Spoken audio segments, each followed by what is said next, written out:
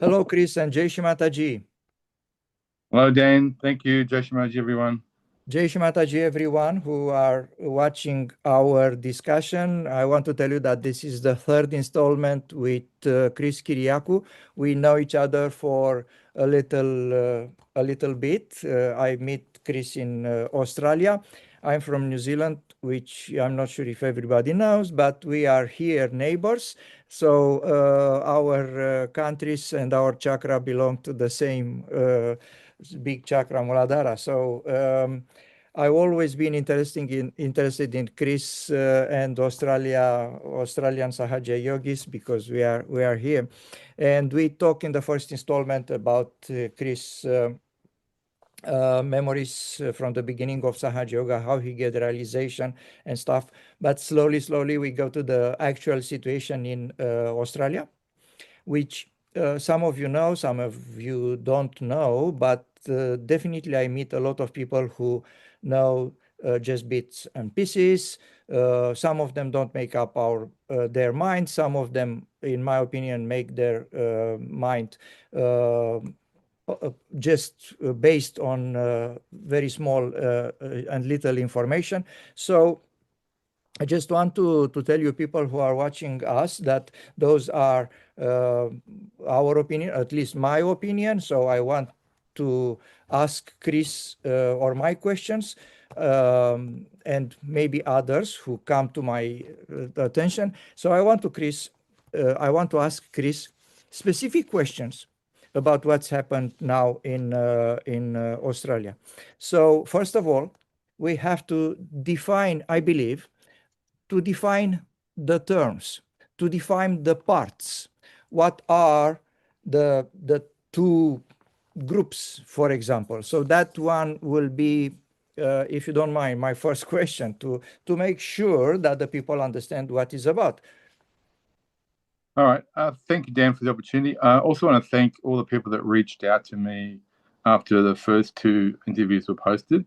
And the comments I got were very encouraging. Many people said, we only heard bad things about trustees and you and other people, and we don't hear anything else. How do we know? And then they said when they saw the two interviews, and they said, yeah, you don't have a horns and tail. You're not a demon. You're just a nice guy who means well, and we're interested in your perspective. So thank you to the people that reached out. Thank you to Dan for giving the opportunity. So the first two interviews were mainly around experience with Shri Mataji and sharing things that have, inspiring that Shri Mataji wanted us to share with you all. This time, this is about the situation in Australia. And yes, I am a trustee of Life Eternal Trust Australia, and I have been for over 20 years. So I'm uniquely placed to give you the other perspective, because you will have read on the internet or social media or been told by your counsellors one perspective, which is the perspective of the council in Australia. And you would have perhaps made your mind up or come to a view about what's going on in Australia. So today is really to give you the other perspective. There's always two sides to one story. One thing I learned very early on when I became into leadership was never believe the one thing you're told by one side. Always listen to two sides and then make your mind up. And that's been my principle, and I think today is about giving you the other side. I would suggest everyone, you can listen to all the things. We're going to share some information, some images, some evidence if you like. But my advice to everyone is use your Sahaj powers. Don't use your mental powers. Put your attention on the Sarastra. Open your hands out to this video and ask Shri Mataji to show you the truth, because your vibrations will tell you what is the only real way of you knowing the truth. So I suggest everyone, yes, listen to what we have to say, but have your hands open, put your attention on Sarastra, and let Shri Mataji show you if the things I'm saying have any validity or truthfulness. So thank you for your openness and your time today. And there's no question that I'm not prepared to answer, because the truth is the truth. I'm not hiding anything. None of us are here for any agenda. So the first question is, what's the situation in Australia? So the situation in Australia is prior to 2025, we had the arrangements that Shri Mataji put in place. So she created Life Eternal Trust as she created it in England and as she created it right through India. Because in India, Australia and England share a common legal system. So the common trust document that she wrote was implemented right through India, in England and Australia, and that set up the framework, the legal framework within which Sahaja Yoga operates. So the trustees in all those three areas are ultimately the secular authority within which Sahaja Yoga operates. That means hiring halls, signing checks, taking out insurance, any engagement in society by which Sahaja Yoga operates is done through the trust. Now, traditionally, we've had leaders. So the leaders were appointed by Shri Mataji, and they looked after what we call the pastoral, the spiritual, the organising the pujas and the programs and looking after the collective aspect of Sahaja Yoga. And the leaders and the trustees worked, in collaboration since 1987 when the trust was formed. And then in 2005, when the Australian Council was formed, the council then took on that spiritual role in Sahaja Yoga. But the trustees have always been, if you like, the authority, the framework within which Sahaja Yoga operated. And it's not true to say the councils and the trustees always fought. No. In the first council that I led in 2005 and 2010, we worked collaboratively. In 2010, 2015, the second council under Vishnu Bono, again, another great yogi, we worked collaboratively. And even for the majority of the third council, run by Andre Maynard and Lynn Vasudeva, we worked for the majority of that time collaboratively. So there's nothing to say that the system by which the legal entity, which is the trust, and the spiritual entity, which is the council, can work. Now, the key fundamental understanding of how that works is the council isn't a legal body. The council can't sign checks, they can't engage because they have no legal authority. So the council always operated on what we call delegated authority. So we authorize them to do all the things they need to do for Sahaja Yoga, but it was under the framework of the trust. I have a question. Yes. Maybe it's a stupid one. Forgive me my stupidness. Why the councillor cannot be trustees? In England, they are. So in England, the councillors and the trustees are the one. Now, the reason we didn't do it in Australia was the impetus of forming the council was we had a disastrous leader. And the leader was a trustee. He was trustee. He was national leader. So he had all the power in his hands. And what was our experience with that leader? Power corrupts. Ultimate power corrupts ultimately. So he misused his position and misused his power because he had all the legal power and the secular spiritual power in his hands. So when we first did the council system, we did it intentionally. Separate, devolve power, have the spiritual power in a council, and leave the secular legal power in the trust, and they're a check and balance for one another. And with goodwill, it couldn't work. And it did work for three councils. To everybody understood, can I throw a small conclusion here? That's a check and balance. Yes. Guys. So for people who I hope understand that system, it's practical in a secular world where there are three powers, not two. But here we don't want to make complicated. Make it just two, checking one or another. Yes. Now, what then happened was towards the end of the third council, the councillors came to a conclusion and said, oh, those trustees have been, and they're non-tenured, all right? They have no tenure. The council's got tenure. Every 5 years they leave. The trustees don't have tenure. And that is not something that the trustees, or Hari or I did. That's in the trustee. The trustee in England, the trustee in India, and the trustee in Australia. So when Shri Mataji formed the trustee role, she did not foresee tenure because these roles are governance, their assurance, their experience, they're dealing with the authorities. So there's a certain capability, a certain authority that develops over the time that builds up what we'd call institutional wisdom about how Sahaja Yoga runs. So Shri Mataji decided no tenure, not me or anybody else.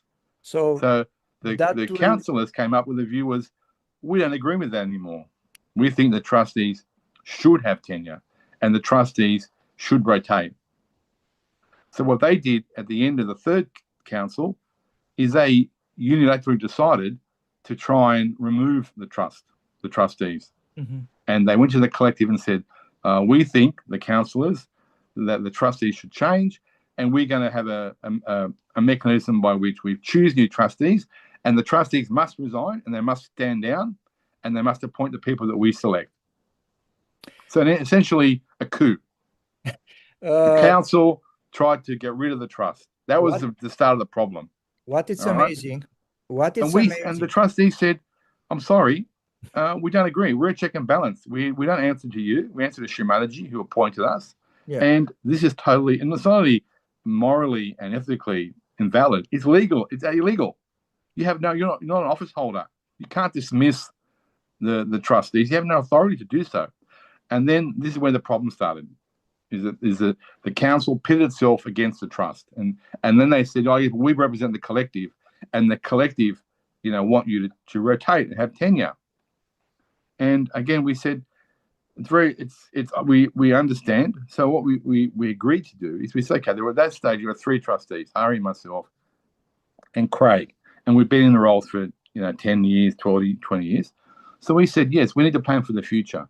So what we'll do is we'll bring in, using vibrational selection, more trustees and plan for the future when we're not around and hand over. So we started to plan for that. And the fundamental mechanism by which leadership is appointed in Australia is something we call vibrational selection.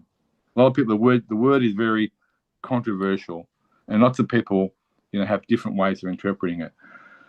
It was inspired by some of our experiences with Shri Mataji when we were around when Shri Mataji appointed people to leadership roles. So I was present when, the leader I spoke about, the last Australian leader, was appointed. And I was present for a few times when other leaders were appointed. So Shri Mataji would do it in a certain way. So what she would do is the first point, she'd engage with the current people, the senior yogis in the country, the leaders, if you like, and she would ask about potential candidates for people that could do the role of leadership. And she would ask very specific questions about what sort of people they are, what's their job, what's their qualification, what's their experience, what's the key, another key thing is what's their standing in the collective? Have they had any misdemeanors, or are they well regarded? What's their reputation? So what she would do is she would come up with a list of candidates, people that could do the role, and we would interact with her.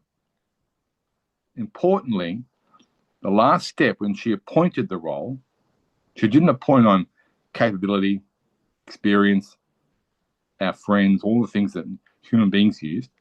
At the last point, she meditated and she opened her eyes and said, this one. All right, so she took the candidates and she said, this one. Now, talking about the last leader, I'm not taking his name. When I was there for that, and his name came up, some of the people in the room who were leaders who'd worked with him objected. And said, Shri Mataji, we can't work with him. He's this and that, and he'd be a disaster, and I can't stay in the role if he's in the role. And there's a lot of objections. Really? When that happened in Shri Mataji's presence? Yeah, it happened in 2000. We went for the Ganesha Puja, so many of us were there. Uncle Michael resigned, and we had to pick a new Australian leader. So many of the state leaders were there, and we had this discussion. And in the dining room at Cabela, when Shri Mataji went, and there was a lot of discussion about the decision. And finally, Shri Mataji came to me because I was a Sydney leader, so I'd be working with the person closely. And she said, Chris, what do you think? I said, Shri Mataji, I have nothing to say. If you pick the person, then Shri Mataji will work with the person. And she said, what about all the things that the people in the room have said? I said, that's not for me. I said, it's for them and you. If you pick the person, I'll work with the person. Surrendered. And she said to everybody else, that's the right attitude. He's going to be the person, you surrender to him. All right. So when we came up with vibrational selection, we tried to mirror that process. Yep. So when we did say that for a trustee or counsellor, we get candidates who want to be the trustee or the counsellor, ask questions about their background, their experience, what they've been to the role. We come up with a list of candidates, but then we reflect Shri Mataji's appointment process. The first is selection, select a candidate. The last step is appointment. And for appointment, We use vibration. Now, one of the big reasons that Australia and the CC had a falling out was when the CC was formed in 2012 and candidates were asked for and nominated to be on the first CC. Australia said that we could only support it if at the last step the appointment is done from the candidates on vibrations, independently of the people who are the people candidates. Maybe the marriage committee could do it.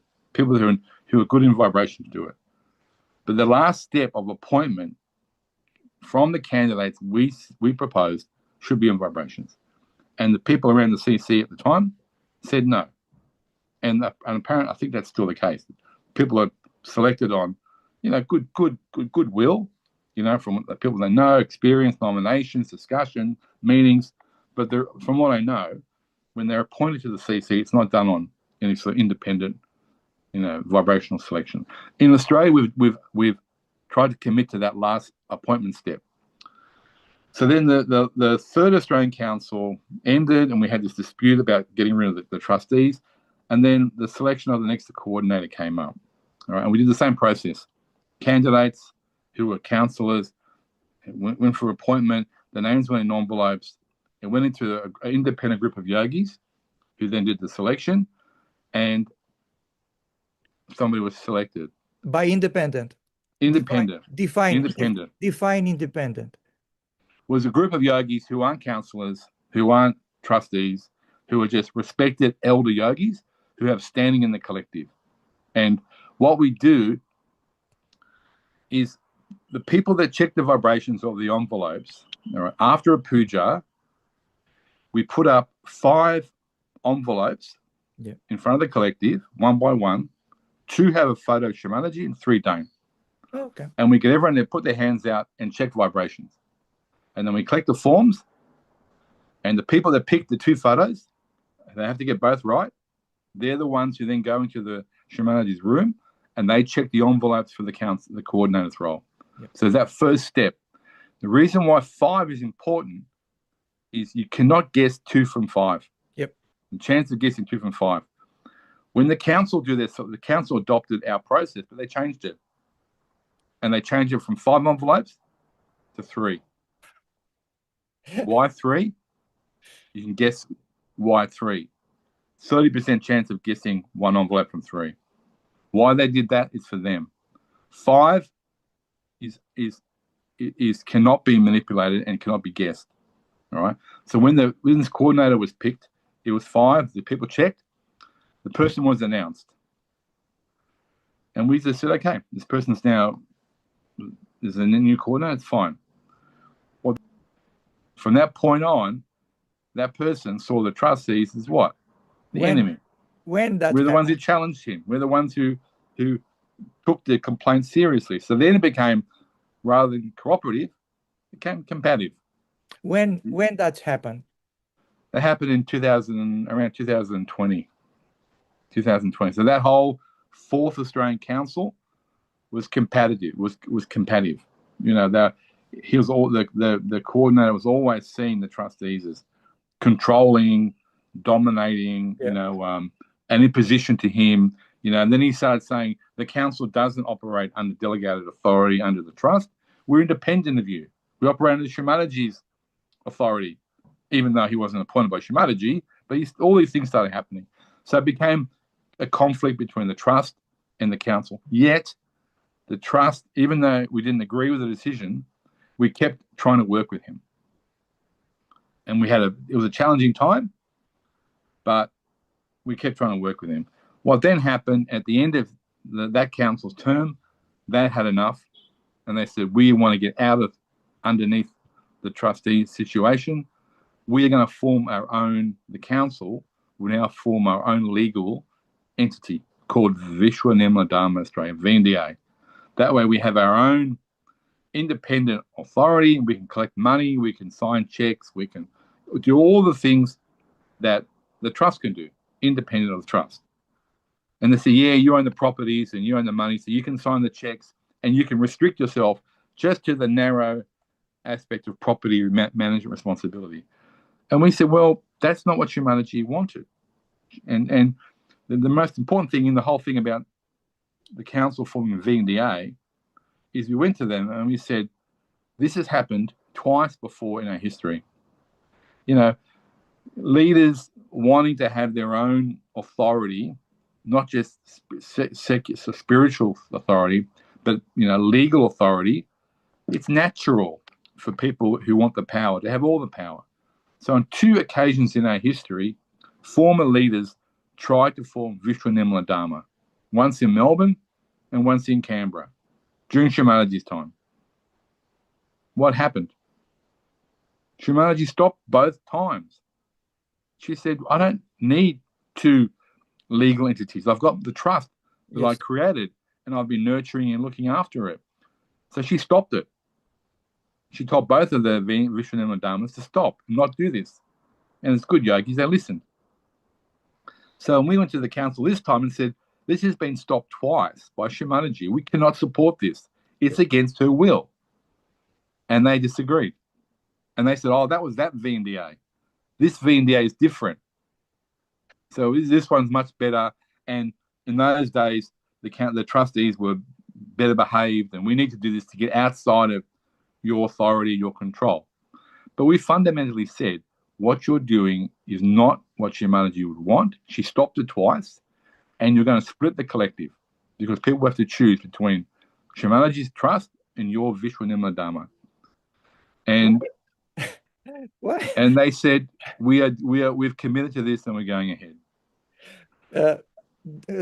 Just I remember two things. I don't want to interrupt you. I promise Sure, no, please. We'll come back because I have a lot of things to. I have few more questions. A lot actually. That remember me a situation recently. I've been in Brazil and we're talking about Shri Mataji telling that it's not good to eat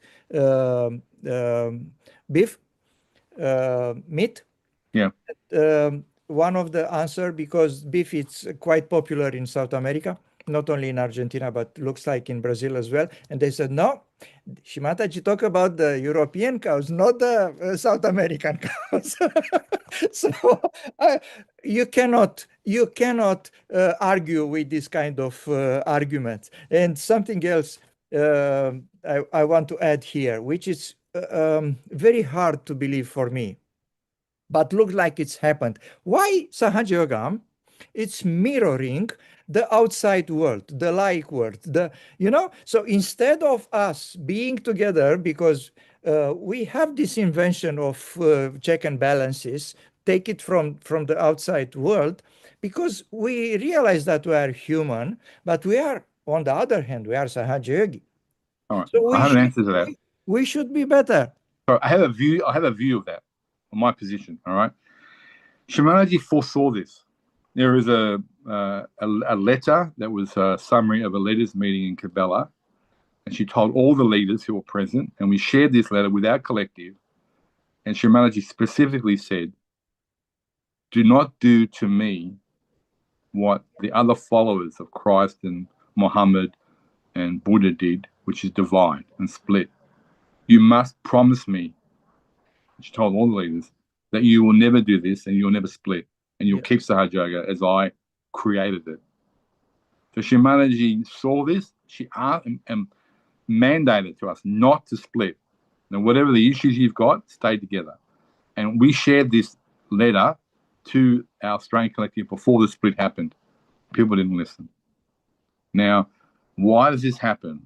All right. Now, some of the things I'll talk about in answer to your response will talk about the way yogis behave.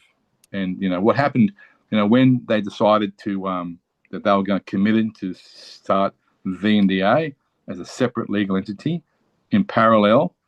Australia's not a big country. Maybe there's 1,000 such yogis. Why do we need parallel arrangements legally, financially, insurances, all those things for 1,000 people? And why overturn the arrangements that Shri Mataji curated herself? That trust deed and the properties company, all those things that are set up in Australia, Shri Mataji ordered, she oversaw it, and she put input into. So why overturn all that? That decision was made by the VNDA people.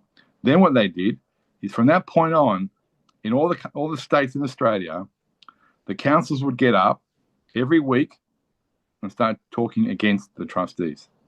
Oh, they're like this. Oh, they're doing this. Their lack of transparency with the money.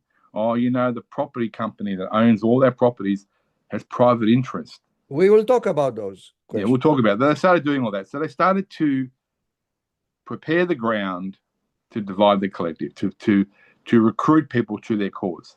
Now, why does this happen? And I'm going to refer to something that, to me, is one of the most important talks that Shri Mataji gave. It's called the Guru Puja talk, 1980 in England. It's called Statues of the Lord. Right? Shri Mataji talks about 5 fundamental statutes that yogis must, she said, not follow. She said imbibe. That means become. Yeah. And in that talk, she said, it's not enough to say you're a Sahaja. It's not enough to claim to be a Sahaja. It's even not enough to do Sahaja Yoga. She said, you must imbibe these 5 qualities. The first one, ahimsa. Himsa in Sanskrit is violence or harm. Ahimsa, non-violence. So ahimsa is non-violence. It's the founding principle of Hinduism, Buddhism, and Jainism. And in that first principle, Shri Mataji said, you must do no harm to any living being. You must, and she said, not just physical harm, no emotional harm, no, spiritual harm, no harm at all, and particularly no harm to a human being that has me in their heart. All right, that's the first one. The second statute is to be the testament, to go to proclaim Sahaja Yoga, to spread Sahaja Yoga, to go and take her word into the world. All right. The third one, the third statute, detachment. So, yes, do all those things, but don't think you're the doer. Always remember that I'm the doer, Shri Mataji is the doer. And for all things, take them to me. Surrender to me. Don't you try and fix them. If you fix them, it's a human endeavor. If you surrender to me, it's a divine endeavor. So be detached. And the fifth, and the last one was be a moral person. Live your life by Sahaja Yoga Dharma. So these are all key things. And I would say to you that some of the things that people have done, and we'll talk about it through this talk call, are by people who have not imbibed those qualities.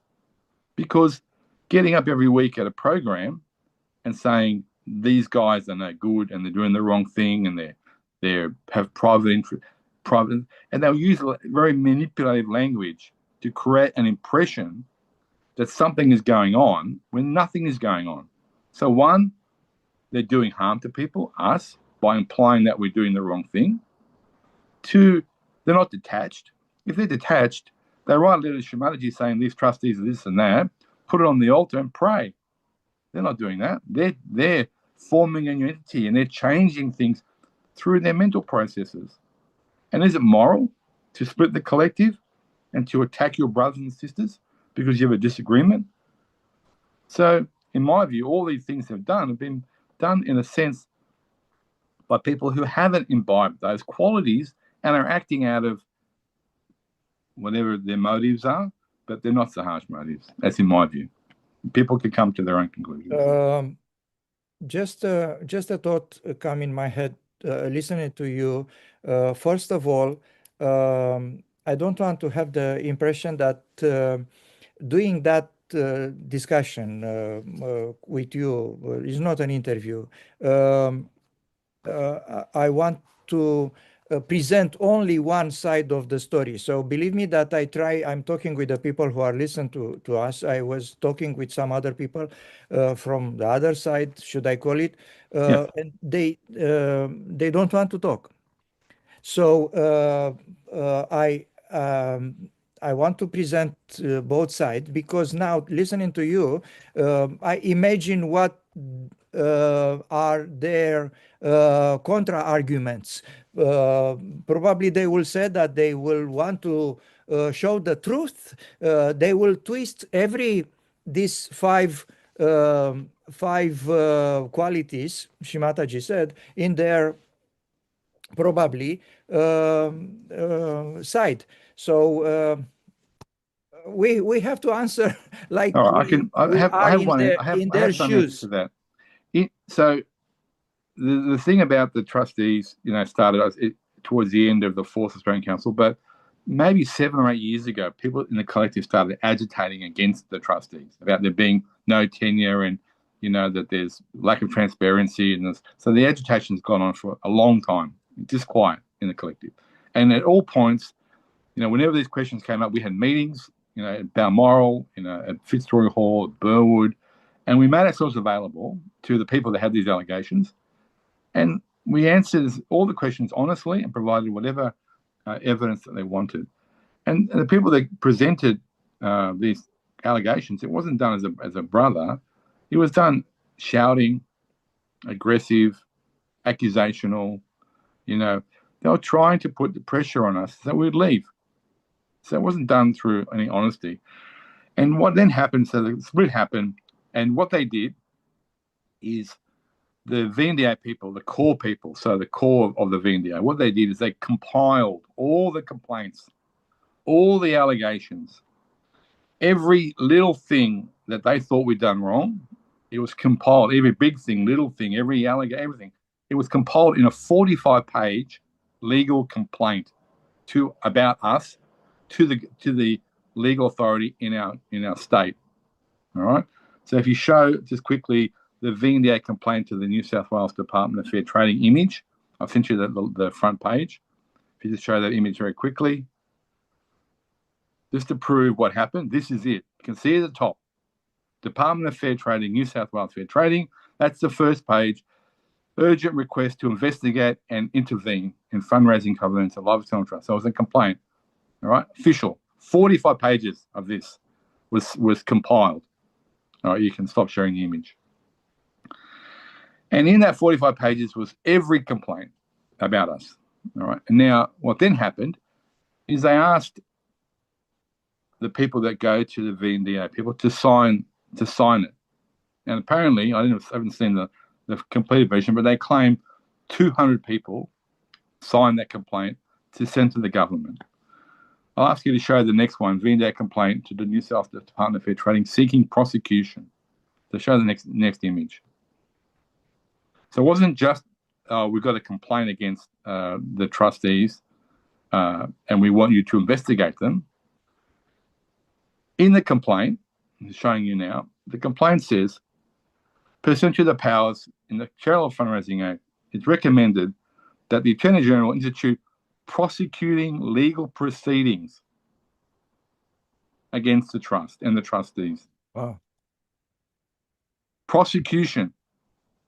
They wrote that. So yes, one group of Sajogis wrote to the government, and they had 200 people sign this to say, please prosecute our brothers by the Attorney General. Maybe they want to send you to jail. Why don't you take the nails out or break your bones? Look, the reason I raise it is I know some of the people who put their name to that legal complaint. I don't know anywhere in Sahaja Yoga history, anywhere in the world, where any group of yogis, they can complain, they can divide, they can fight. But I don't know of anywhere happen often where a group of people wrote to the government and had people sign it and asked the government to put their brothers and sisters in jail. I can't remember anywhere it's happened. It happened here.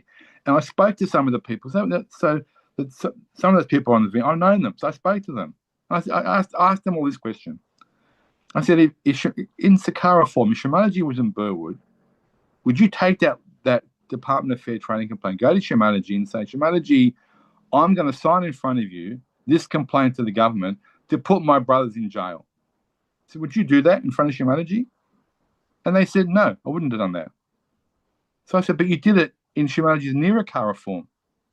So if you can't do it in the Sakara form in front of Shri Mataji, why did you do it in a Nirakara form? And they give you a blank look, like they're mesmerized. They have no answer. They just stare at you like, can't give you an answer. Some say, I didn't even read it. I said, whatever.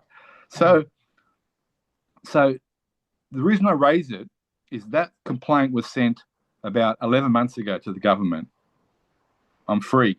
I'm not in jail. All right. I'm enjoying my freedom. And the trust has not heard from the Department of Fair Trading. So if there was a complaint and it was legitimate, they would have written to us saying, oh, this complaint's been made. We've investigated it. Can you answer these questions? We've heard nothing. So the assumption I can make, and I haven't heard from the VNDA, is 11 months later, those 45 pages, nothing to answer.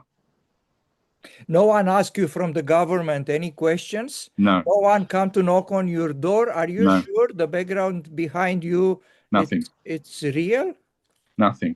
That means, now the reason I raise this is, okay, it's 11 months, maybe they're still investigating or whatever, I don't know. But the question I have for all the people who put their name to it is this. You signed a thing to prosecute me. That's your call to action. If I'd done the wrong thing, or if I did something illegal, right, like they've complained for the last 7 years, getting up, shouting at the programs, recruiting at people saying lack of financial transparency, property ownership, all the things they complain about, if any of those things had any validity, I'd have to answer to that. But they never did. There was never any claim. There's any substance to it. It was all allegation. So to the people who put their names to it, I ask them this. You put your name to something asking for my prosecution, that's your call to action. All right. Now, nothing has happened as a result of that complaint. What's your call to action now? You just say, oh, well, ignore it. No. Oops. No. You put your name to something. It hasn't proven to be valid. What do you do to make it right? What do you do in your own, not to VNDA council to convince you to do it? That's their dharma. You put your name to it. You have to make it right individually because you've made a complaint to the government asking for our prosecution. Hasn't resulted in anything. What do you do to make it right? And oops, I did the wrong thing isn't going to make it right. It's not for me to say how you fix it, but it is a big thing that you've done. And but the other reason I raise it is all the things you hear on the internet about transparency, this and all the complaints. Well, the government, they sent to the government and nothing's happened. So if the government hasn't found any legitimacy in it, it's all nothing. And the whole basis of VNDA splitting is based on a fallacy, a lie, or 45 pages of lies. Therefore, why do they split? You know one of the reasons why they split? Hate. Wow. There's a core group inside that started VNDA. I won't take their names. In fact, inside VNDA, that core group are called the haters. That's the nickname they're given because they all they do is talk about destroying. Who give that nickname? Themselves?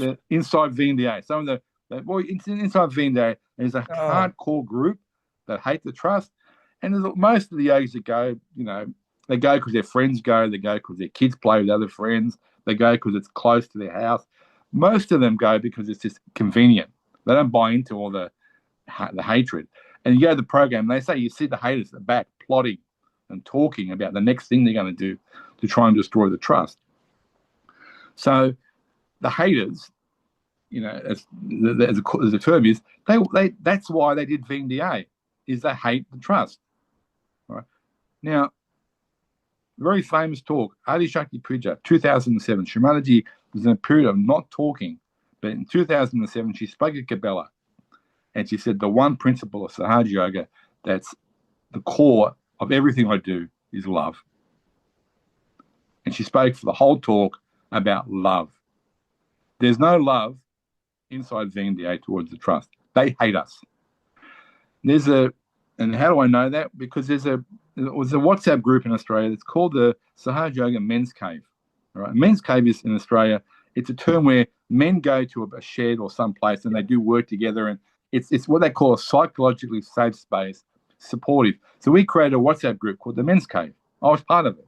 All the men were part of it.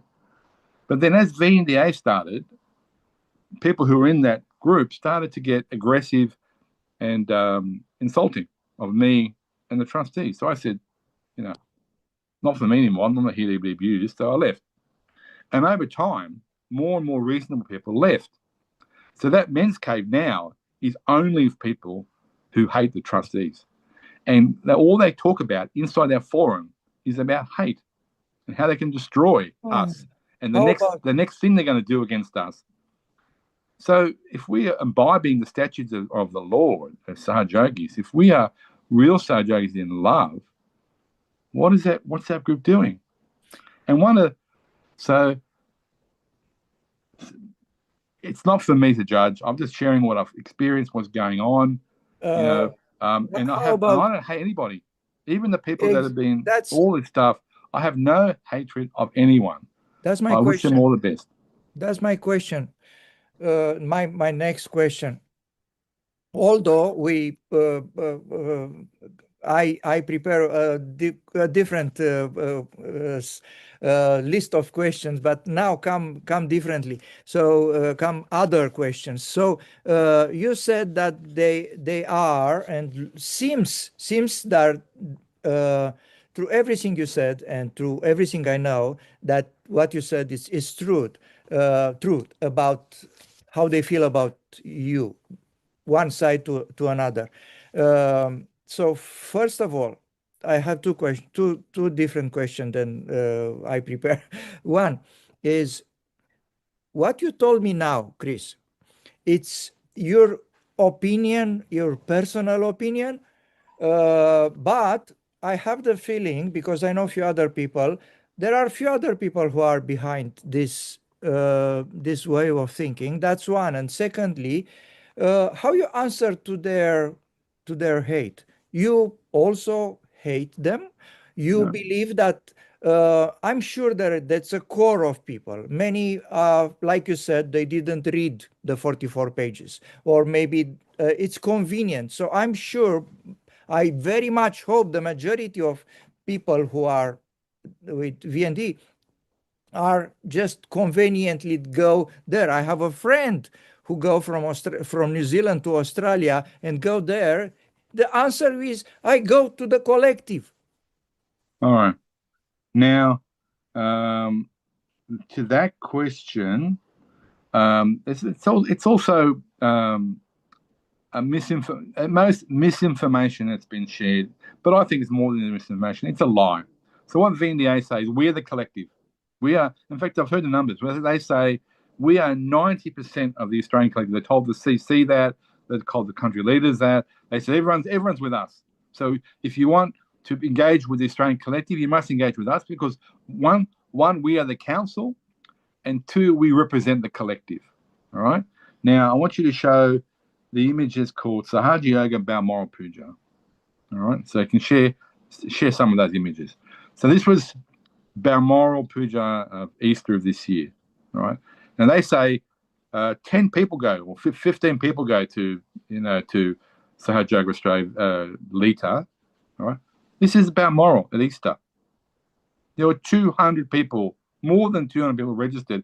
And it's not photoshopped. That's not AI.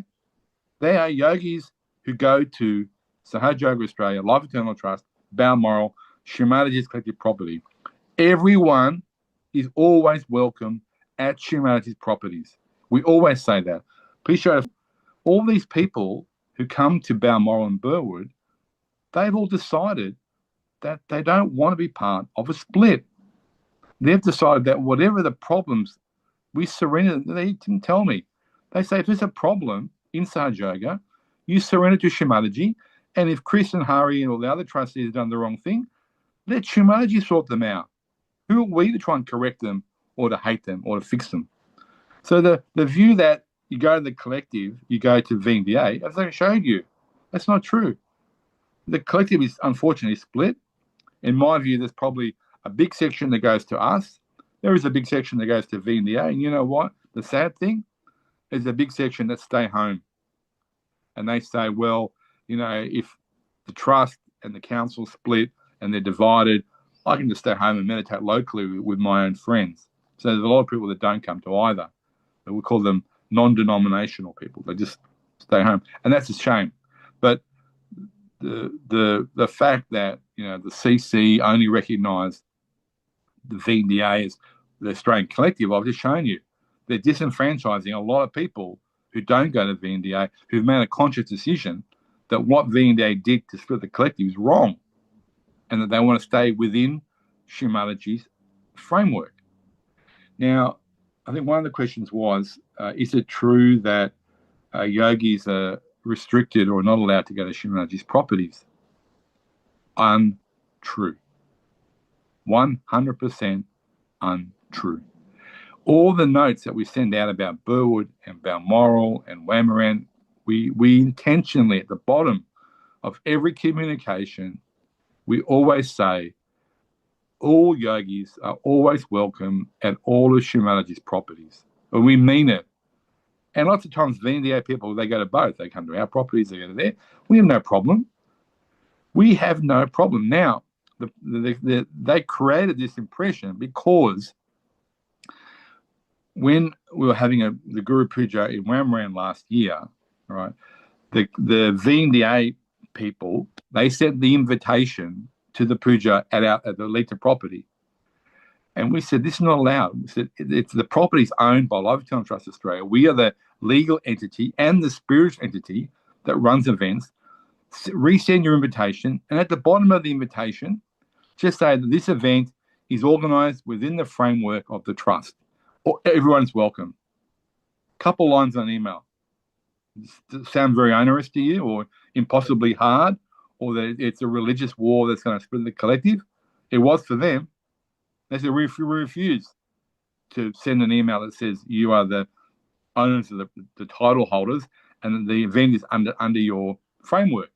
So it's under our framework. And he said, you have no authority to do that. Just have the puja and put the attribution that we've asked, and there's no problem. Refused. And then they said, and we're going to host the puja anyway against your wishes. And we're going to come to the property as V&A. And we said, that's illegal. The property is insured by us. If there was to be an accident and you send a note out to say V&A are the organising entity, the insurance company is going to say, we'll go to V&A and make your claim. We are an insured Lita. So we said, it can't proceed. And they insisted we're coming anyway. So they engineered a conflict to make a conflict when they could have just put a couple of lines on an email and there'd be no problem. And there'd still be no problem. But they refused to acknowledge any sort of compromise with us. So that's fine. So now, in all the properties now in Australia, there's 8 properties. People that meditate under the Lifestyle Trust Yoga Australia go there, and all the V&A yogis go to Hyde Halls. It's sad, but that's the situation. We're split. But let's be clear. There has never been a restriction on yogis coming to the properties. Yes, we said V&A can't be the organising entity, but that's not the same as them saying yogis are legally stopped and come to the property. It's a misrepresentation, intentionally, to create the impression that we are controlling. We're not. And even after all the trouble, as I said, all yogis are always welcome at all Shri Mataji's properties. So we have, so Burwood is like, I'll diverge from all the legal stuff, and I want to tell you a story about Burwood. So Burwood is Shri Mataji's property. I want to tell you a very nice story about why, Burwood is Shri Mataji's property, because the V&A say Shri Mataji is not a Burwood anymore. They say it's a trustee property, and the trustees are, you go there, you're going to their domain, and Shri Mataji's not there anymore. It's like, I don't know how. This is one of the stories about Burwood. It's an important story. So in 2000. Towards the end of the last national leader, Shri Mataji hadn't come to Australia for 6 years, I think, up until that point. And he was like really keen to try and get Shri Mataji to Australia. And at that stage, Burwood was, was an old property, hadn't been renovated for a long time. So he came up with the idea, we renovate Burwood and we turn it into a palace and we make it more welcoming to Shri Mataji, she'll come. Nice idea. All right. But what he did is he didn't go through the authorities and get permission. He just started renovating it, knocking things down, demolishing things. Started to do without permission. And neighbour put their head over the fence and went, ooh, there's something going on here. Spoke to the local council, knock on the door. This is illegal. You put a sign on the door, all work must stop, and we're going to take you to court and fine you for illegal works. So Burwood was like half demolished. And then because of other things, at that particular time, the leader was changed, and I became the councillor, the coordinator. So at that time, 2005.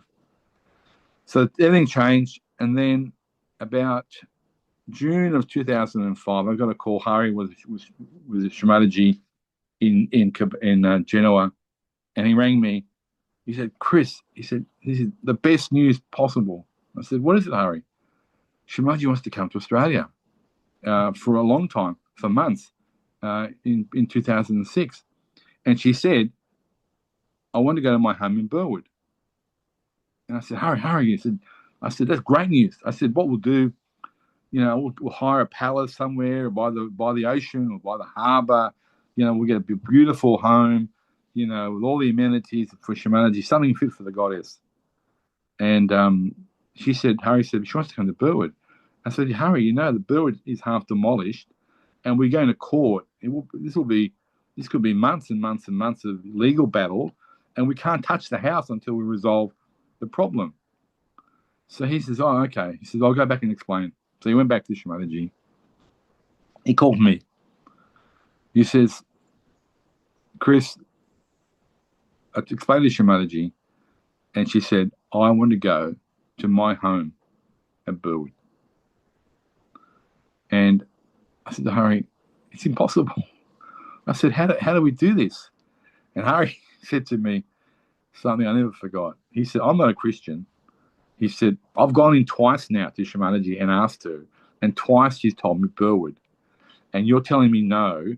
He said, "I remember in the Bible when that guy denied Christ 3 times. Was it Peter?" He said, "I'm not going to go in a third time and ask her about," Chris said, "it can't be Burwood." He said, "If she says Burwood, there must be a divine way it can happen." He said, "Good luck to you, Chris. Find that divine way," and put the phone down. So I sat there and I went, "Oh my God, what are we going to do?" This is like almost the impossible situation. So all we did is we went to the council on a Monday. We took the architect, Uncle Michael, myself, other people. We met with the mayor and the head of the town planner, and we basically explained the whole thing about what happened with the past leader. He was mad. He's been removed. We're taking over. We want to make everything good. I said, we're happy to pay any fine, but I said, we don't have the time to go to court. And well, by the way, we want to put a DA in to renovate the house, and we need it approved in 4 weeks. And the town planner laughed and said, "You're joking." He said, "You're going to court. We're going to fine you." He said, "It'll be 6 months, and then you put your DA in. It'll be another 6 months. It'll be a year before you get started." And then I explained, "Look, this is the situation about Shri Mataji, and she wanted to come, and her, everything about her." I said, "We're only here to serve her. We don't have no personal interest. We're all unpaid volunteers." I said, "We are imploring upon you to please have compassion and let us do this for our mother." And the mayor, out of the blue, just said yes. And the town planner looked at him and said, "What do you mean yes?" He just said, it's all right. He said, "Let them pay the fine, put your DA in, and we'll help you." It was an absolute miracle. And then 6 months, the house was half demolished. We went to the collective, and we said, Shri Mataji wants to come, and she wants to go to Burwood. And the yogis said, "What are you waiting for? We'll give you the money, get started." And for 6 months, we worked 24 hours, 7 days a week. People came from all over the world, Asia, all around the country. They worked incredibly hard, and they renovated the whole house from back to front, and they turned it into a palace. And Shri Mataji came. They were still screwing in the handles and doing the last bit of paint at the back. As I wheeled her in, and as she came into the main meditation room, she turned to me and she said, "I'm home." And to hear your mother tell you that I'm home, I'm still getting goosebumps remembering it. That's Burwood. All right, that's the significance of that house. It's beyond any of our understanding. And for VNDA to say, not to say, we have pujas in Burwood often, and we invite everybody. They don't come. They don't come to Shri Mataji's house. They know they're invited. Some come. Some of the real, come. But there's in Sydney it's not so bad, but in some of the other states in Australia, inside of VNDA, there's actual control and a little bit of coercion. So they hear, that you're interested in coming back to the main collective. Some of the people go to the other people and say, well, if you do that, you're cut out of us. You'll be taken off the WhatsApp groups and we'll have no contact with you. So they coerce people to stay. Ask anybody, anywhere in the world, have Chris and Hari ever gone to anyone's house and told them what to do? You cannot go here. You cannot see this person.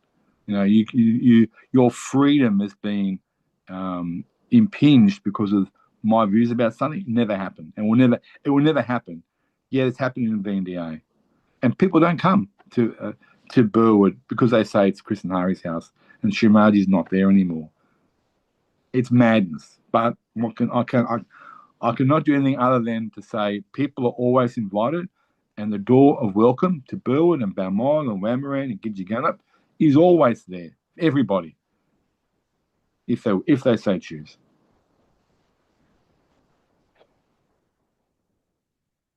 I don't want to do any comments on that because probably will be some not very good chosen words. All right.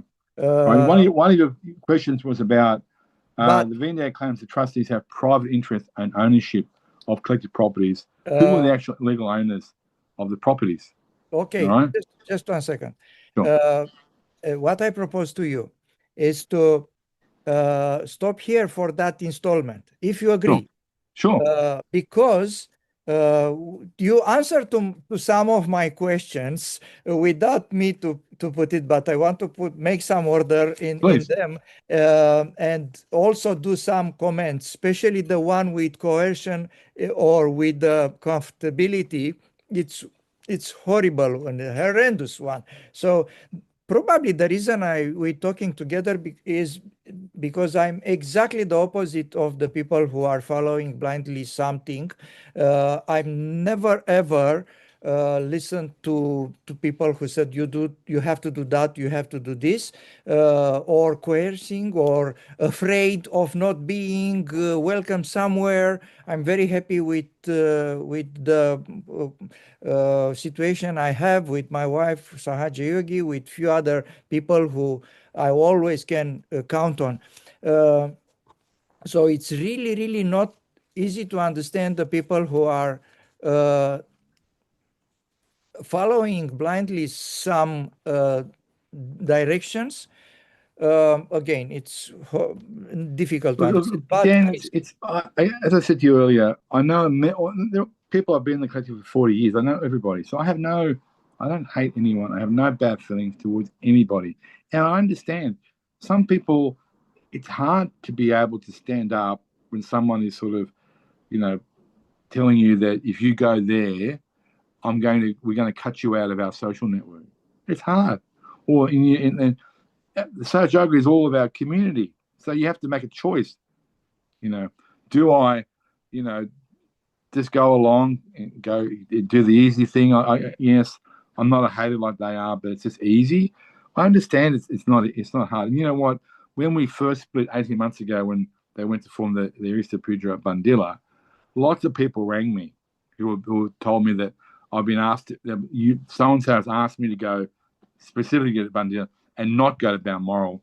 In fact, someone said, even turn up at my house with a car and said, I'll drive you to Bundilla. So these people rang me and said, what should I do? I did not tell anyone, go to Balmoral.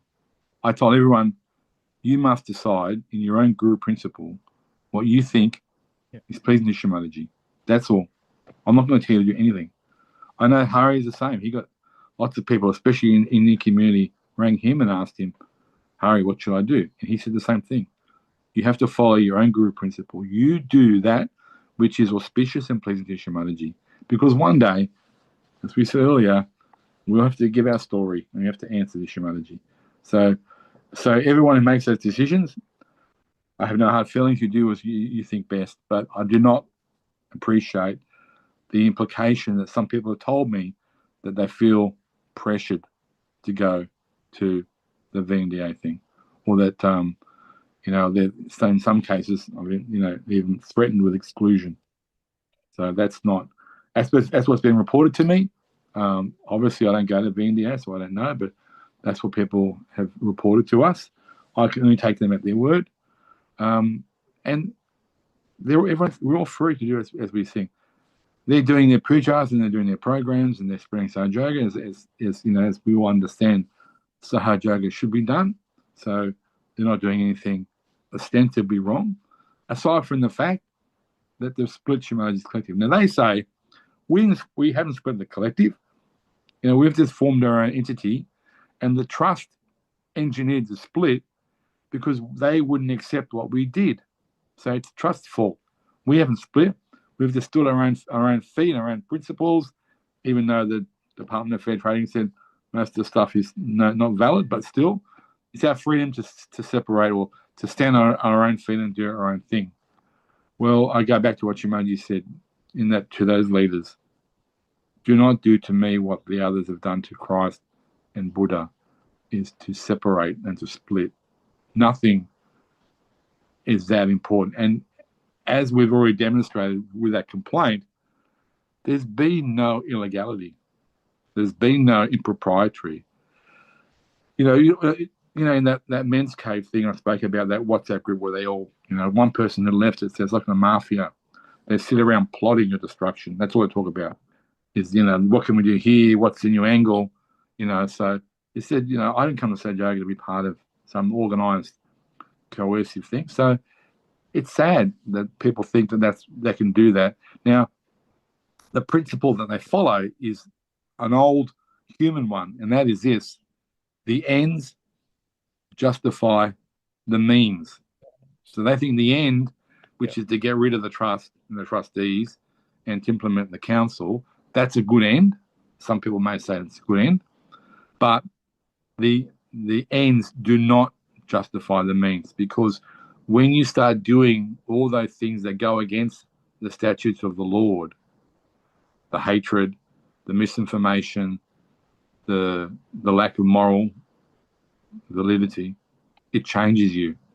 You become affected by it. It impacts your spirituality. So nothing is worth that. Now, as I said, if you have an ends, put it in a letter, surrender it. Let Shri Mataji sort me out if that's going to happen, or if I've done something wrong. They went to the authorities, nothing to see there. They tried that angle. That's the human angle, the mental angle. Write a letter, pray, detachment, surrender. That's the way we work in Sahaja Yoga. And you see it all through social media, people complaining about this and that. I'm not on Sahaj social media because I don't see anything Sahaj in it. I just see a lot of people arguing, operating at the mental level. I don't see, I'm part of the Music of Joy WhatsApp group because all they talk about is where we're going next, which program we're going to have, which city can we go to, which country can we go to. Here's some videos from the last program. Here's some photos of us having a cup of tea together at the coffee shop. That's, to me, what Sahaj social media is. The rest of it, I'm not interested in. You managed to answer to probably more than half of my questions without me being able to put them, which I thank you. But on the other hand, we have to plan a little bit. Sure. To plan a little bit the next one, and you have to promise me that you will agree for the next one to conclude, because it's not only the punctual questions. Listening to you raise few more others, and I don't want to answer now because one of the big question of mine, which I answered it long time ago for myself, is the collective. So put it very bluntly and maybe not very nice, is instead of bad collective, better not collective at all. So I want not to answer me now. I can answer you now very simply. Listen to all the talks, not Shri Mataji. All right. I'll challenge anyone who come on this call to find a talk where Shri Mataji said, bad collective leave. She's never said, as far as I know, she's never said it. What she has said is, if you have a problem, if you're caught up or something, you leave, clear yourself, get better, and come back. But she's never said bad collective leave, ever. So what she means by that, I can only take by that, is that she wants us to work it out together. Whatever it is, staying at home, meditating on your own is not, even though a lot of people think it's easier and it's okay, it's not. As far as I can see, from the talks I've listened to, I've never heard her say bad collective leave. All I've ever heard her say, you got a problem, go away and come back. That means the collective is, and she said, the collective is me. I'm in the collective. And she said, in the talk where she said, it's like the fingernail. If you separate the fingernail from the body and it's sitting somewhere by itself, it's not part of the body. It's alone somewhere, lost. And that's what the collective is, me. You're part of me. Yeah. So I think that's from my understanding, it's very clear. You have to work out in the collective. Don't split. Work it out, and love each other. And if you have disagreements, surrender to Shri Mataji. I do want to answer the couple of questions that you said are important. One is about the properties, implying that we own them. Again, they know we don't own them. They're VDA. They know that. But they very carefully use sly words to imply there's something going on. Shri Mataji owns the properties 100%, no problem, no challenge. What they were exploiting was when the people set up the company that was holding the title for the Shri Mataji properties. It was not set up in the right way, and it had some private shareholdings, right, which was the trustees hold. Now that meant the trustees owned the company, right, that held the titles, but the company does not own the titles. The trust owns the titles. Yeah. So it was implied that because, the trustees have private shareholdings in this company, they implied that the titles are held privately. It was a lie, and they know it was a lie. Yet, in the last year, we spent money and time, and we fixed it. So we changed the structure, and we removed the private shareholding. So now they can't even claim that, and they stopped claiming that. So that claim about the private shareholding, as soon as we did it, they never acknowledged it, never went to the collective and said, it's been addressed, and thank you to the trustees for listening to our concerns and fixing it. They just ignore it.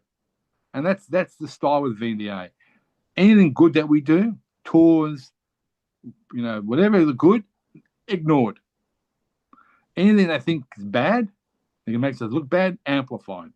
Is that moral integrity, detachment, all the statutes we spoke about? No. Another thing I want to show is about, so we're talking about the ashrams.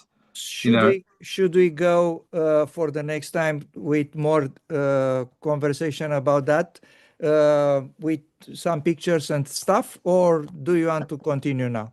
I want to show, so I want to show one example. So the whole thing about the properties, they were complaining about the properties, and then in one particular place in Canberra, they were all angry, then they stormed out and they said, this property is the collective property. It's now a Lita property.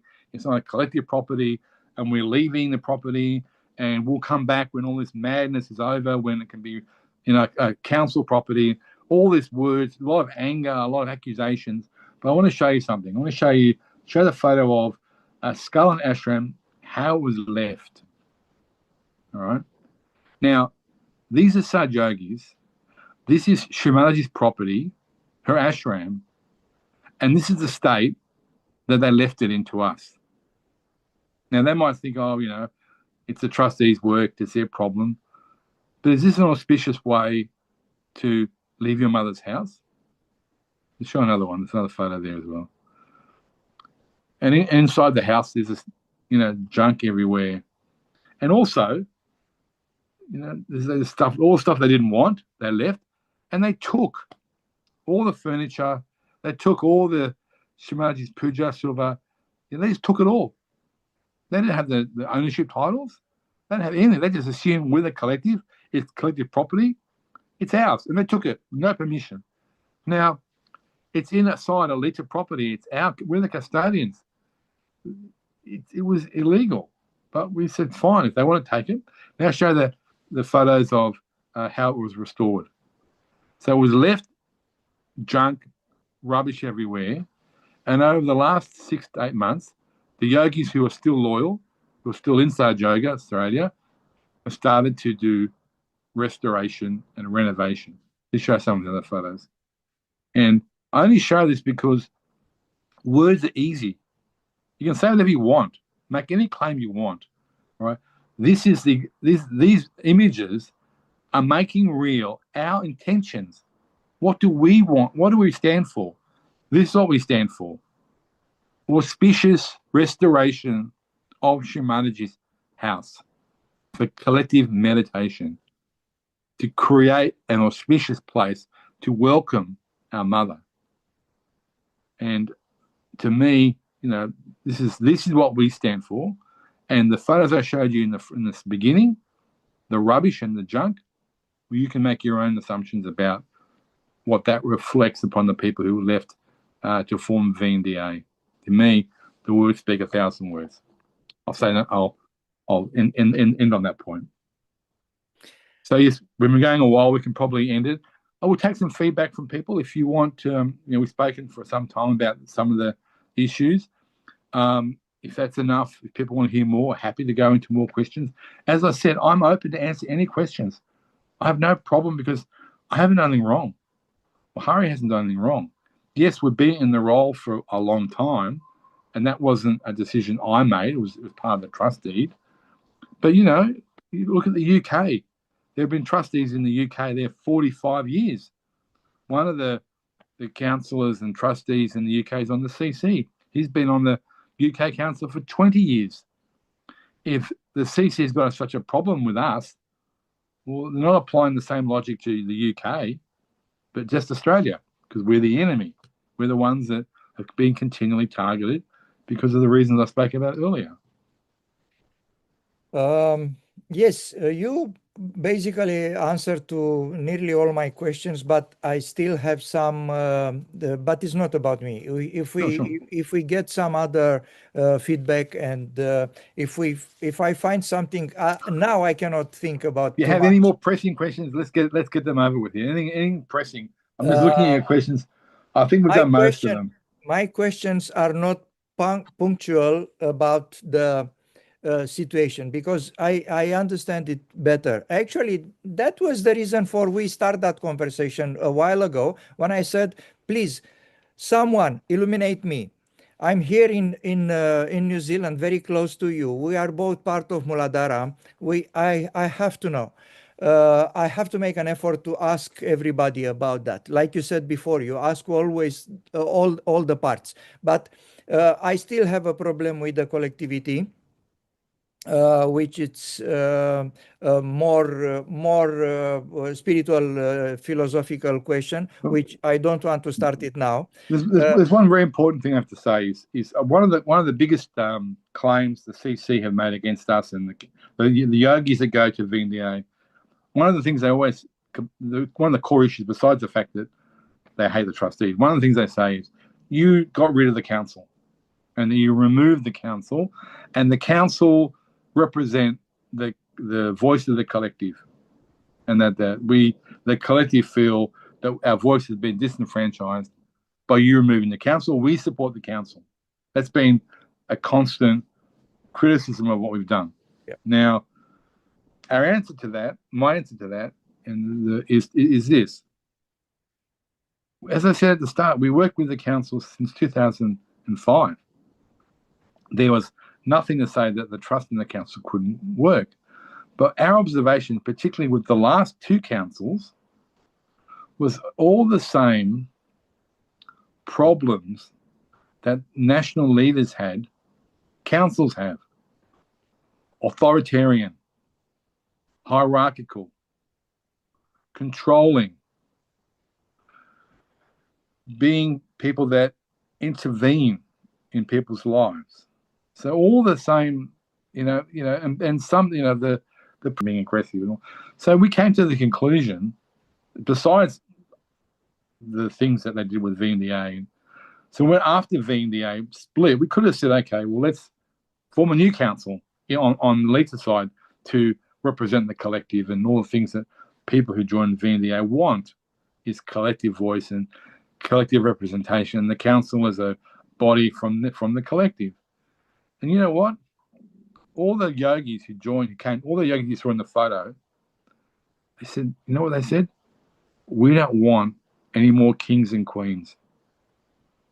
We've had them all our life, whether it's a national leader, and we tried the council, and it's the same thing, ruling us, controlling us, throwing their weight around, ringing us up, asking us for money, telling us what to do. So we're free of all that. So what we then did is we formed a flat structure called WhatsApp community groups, right? So we replaced councils with a new system called community groups. I think there's a photo I've got in here from, it's got Saj Yoga community, Saj Yoga New South Wales community chat groups. If you could show that. All right, you see this? No more councils, this simple collaborative chat group. And you can see announcements, Puja cooking, public programs, Puja setup, property maintenance, collective programs. All the key things that we need to coordinate, and in the past, the council would organise. Now, all the yogis who joined Saj Yoga Lita, they're all part of this community group. Everyone wants to do something, volunteers, and each of those groups, they coordinate everything. So all the coordination happens organically, without kings and queens, without all the authority, without all the abuse, the aggression, all the hatred, all the things that we've encountered. This has replaced it. And this has been operating for 18 months now since we split. And guess what? It works just fine. It works just fine because you can stop showing the image now. Because yogis who want to do the work will step up and do the work. And yogis who don't. And that's fine. And everything that needs to happen happens, and there's no more leadership, councils. So in my view, we did councils for 25 years. And we came, at least on our side, we came to a view that all the same problems of leadership is inherent. As soon as anyone gets power, whether you're a leader or a councillor, it goes to their head. And they start to become authoritarian. They start to believe that they're the ones who are in some position of responsibility, some position of being able to discern what's right. All those problems of leadership go to their heads. Power corrupts. So this system gives the collective a voice. Everyone can do whatever they want in whichever area they want. And we do away with all of the downside of the so-called council leadership thing. And it works just fine. So I'm not telling anyone else, around the world what to do, but from all the people you saw in those photos, the hundreds of people that come, they've all decided no more kings and queens. We've evolved beyond that, and we're perfectly happy. If you want to go and do VNDA, you go and do VNDA. But why always attacking us? Always. In that WhatsApp group, always attacking, always trying to destroy us, always trying to pull us down. You go through all the social media things. Why? It's done. You've split. You've moved. Good luck to you. It's sad. If we ever want to come back, you're welcome. But if those who come back, we're not putting the council system back. We've had that. We're done with that. If you want to do council, go to VNDA. We're not. And the last thing I'll say is, I was at a bird program a few weeks ago. One of the yogis came up, old yogi, and they said to me, Chris, I come to bird every week now. And, you come, there's John singing, Bhajan to Shri Mataji, and we'll sit down, do a bit of clearing, put a talk on, listen to Shri Mataji, have a meditation, do a puja at the end, sing arti, have a cup of chai, have some sweets, and we do chit-chat. That is Saj Yoga. Yep. That's what I came for. When I was going to the old Saj Yoga with all the VNDA people, people come up to me, murmuring this trustee, that, this, that, knife in the back, money, transparency, blah, blah, blah, blah, blah. He said, it was just spoiling this purity of the Sahaj collective. And now all those people have gone. They can do their VNDA stuff fine. And this is what I came to Sahaj Yoga for. Simple, honest, not uncomplicated Sahaj Yoga. And, they said to me, if you do something wrong, I'll put a letter on the altar. And Shri Mataji. And by the way, there are now 10 trustees. There used to be 3. There's now 10. So yes, we don't want to be in this role forever. The old trustees. We brought new people on, and we're training them, and we're going to hand over to them at the right time. We are not in these roles for life. Why would I put myself through what I've been going through? For what reason? I'm not, I've been so blessed in my life with all the opportunities I've had. I'm doing this for one reason only. Shri Mataji said, keep Sahaj Yoga the way I set it up. I don't want to change. She said that when they tried to do VNDA twice. So I'm just doing what my mother told me is to keep it. They don't like me. Okay. Sad, but that's the way life is. But I don't have no hard feeling towards anyone. Because I know that's what would please Shri Mataji.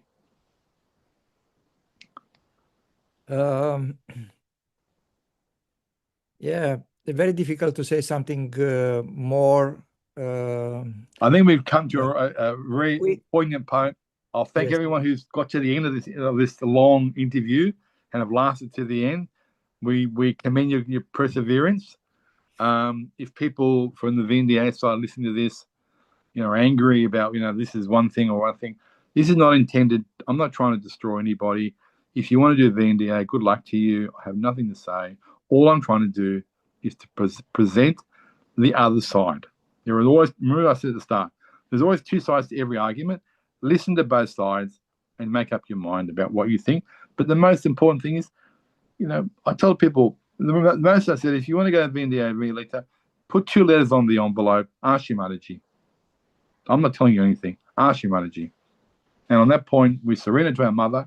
I thank you for your perseverance and for providing me with an opportunity.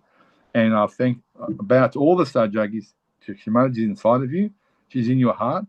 And I bow to each one of you and wish you happiness, good luck, and good meditation and collective joy. Thank you very much, Chris. And my last word is that we are not doing that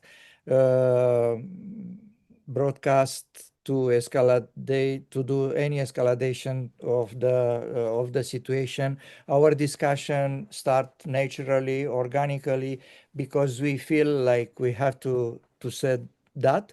So I very much hope that won't be any upset anywhere. If it is, I simply disregard it because it's not our concern. We just want to make the record straight.